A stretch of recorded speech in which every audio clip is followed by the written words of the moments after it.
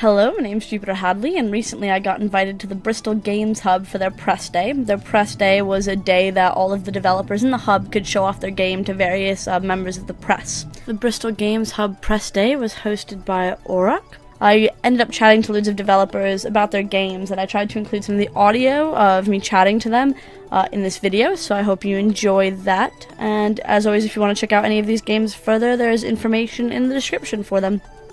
Enjoy the video.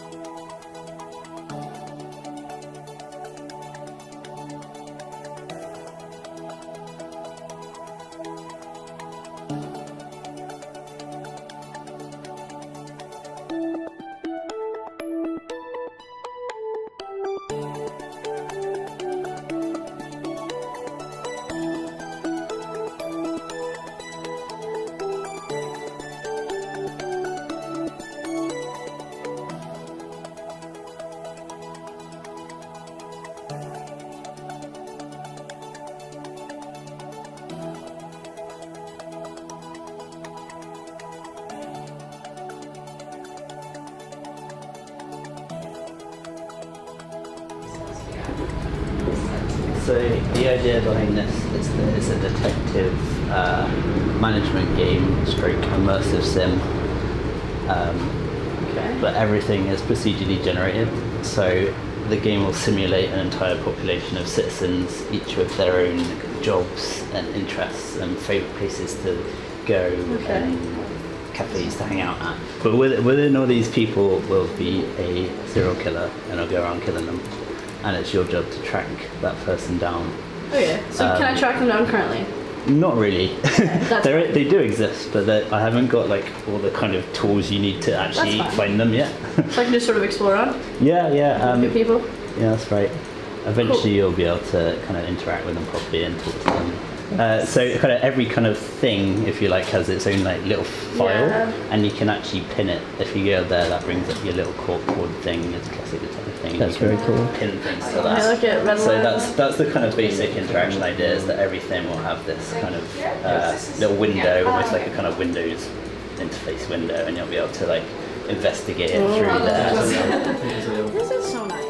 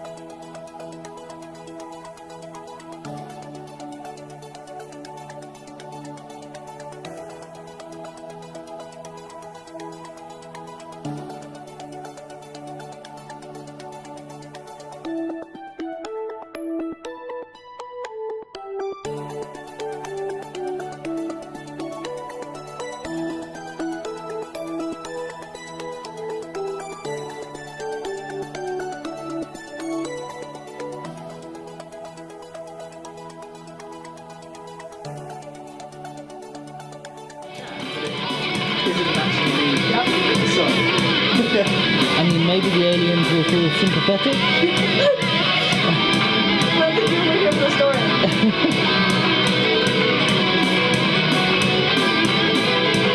I've lost it.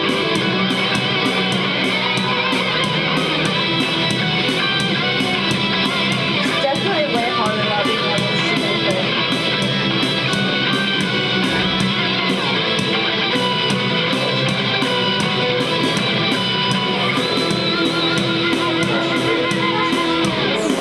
I like how it gives you 50 just as like a sort of thought, but not enough. But you did the right.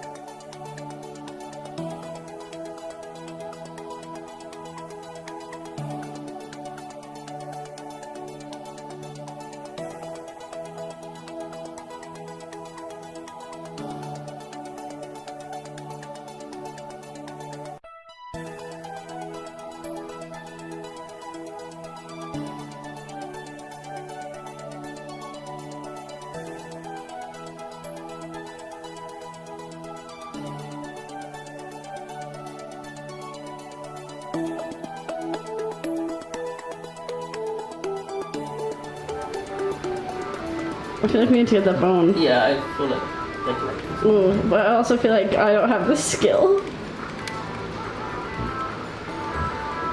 Hold on, Dan.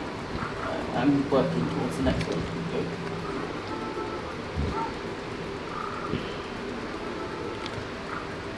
So we can't go around different ways. It doesn't. It's okay, I got it.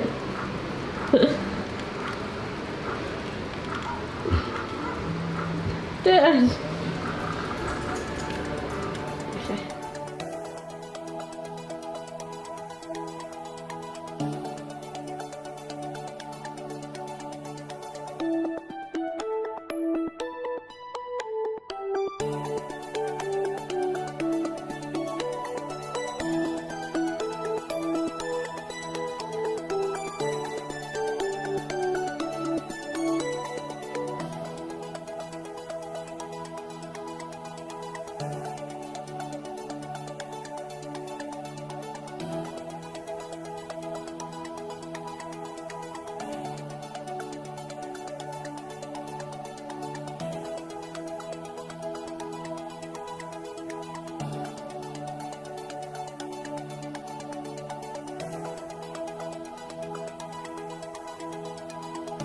So when you move, you have your green line which shows how far you can go using AP, and then there's an additional yellow line which shows how far if you want to use your momentum to move as well.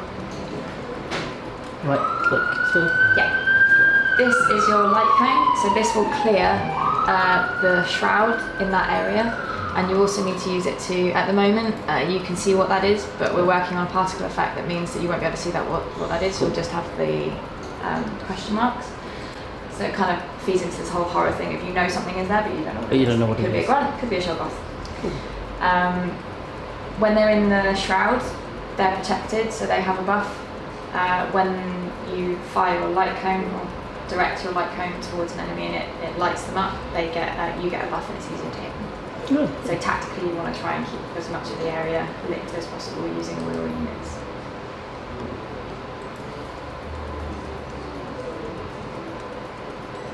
Can't see one. That's fine. Wasted with my Overwatch stuff.